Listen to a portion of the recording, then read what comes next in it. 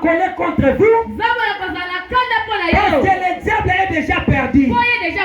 Mais vous avez la garantie d'être sauvé. C'est pour cela que le diable garde une grande colère contre vous. Il a la haine contre les enfants de Dieu. Voilà pourquoi il nous menace. La Bible dit ceci. Celui qui restera ferme jusqu'à la fin, celui-là sera sauvé. La parole de Dieu nous a conjure de garder jalousement ce qu'on a reçu. Est-ce que vous pouvez balancer la main? Alléluia. Balancer la main correctement. Gardez jalousement ce que tu as reçu. Ne perdez pas ta vie chrétienne à cause du désir que tu vois dans le monde. Le monde passera. Tout ce qui est dans le monde passera.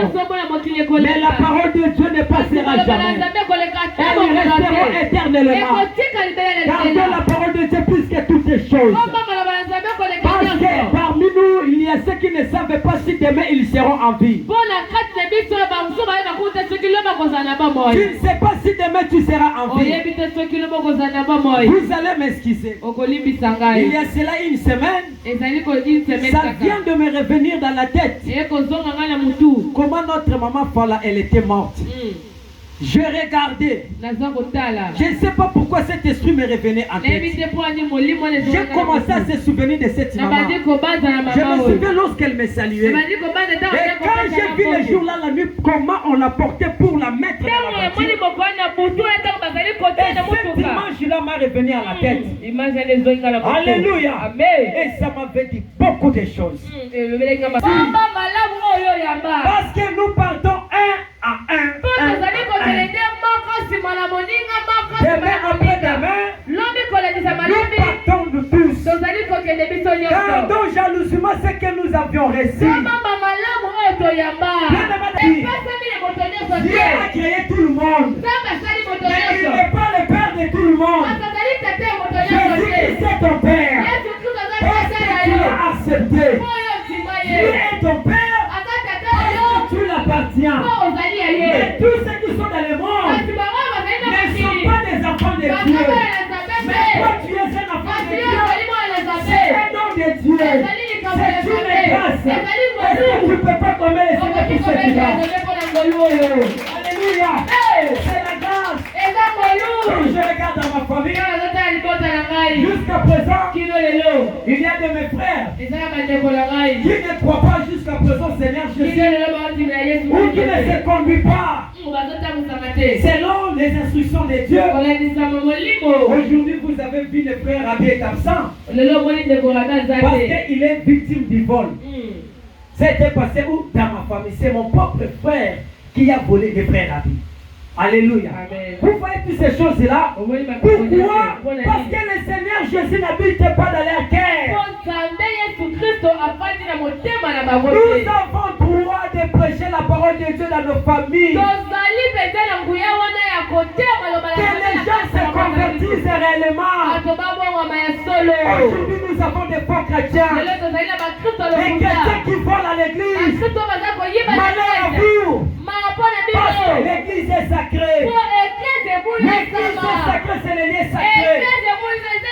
Tu ne peux pas voler à l'église. Même si tu es pauvre, même si tu manques à manger, le Seigneur est celui qui donne la nourriture. Les oiseaux ne travaillent pas.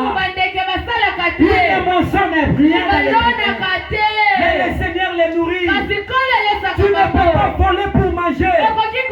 Tu ne peux pas vivre dans l'impudicité pour manger. Tu dois croire au Seigneur. Celui qui t'a créé est capable de te donner à manger.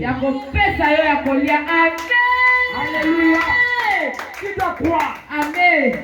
Ce n'est pas encore fini. Mais aujourd'hui, ça m'étonne. Les gens remplissent l'église. Vous voyez, c'est comme si ce sont des bons chrétiens. Avec l'aspect d'un agneau. L'aspect d'un agneau. Il rentre à l'église. On lui donne aussi la première chaise. il s'assied. Afadi. Il écoute aussi. Azoyokape. Mais ok, c'est un lourd ravisseur. C'est un lourd ravisseur. Ce sont des gens qui empoisonnent les gens à l'église. Qu'est-ce que Dieu n'a fait de ta présence à l'église si tu ne changes pas? Qu'est-ce que Dieu n'a fait de toi si tu es qu'un chrétien de l'apparence? Moi, Jésus-Christ à nous. Lorsque les gens te voient, ils voient Christ en toi. Parce que nous sommes les porteurs de l'image de Jésus-Christ.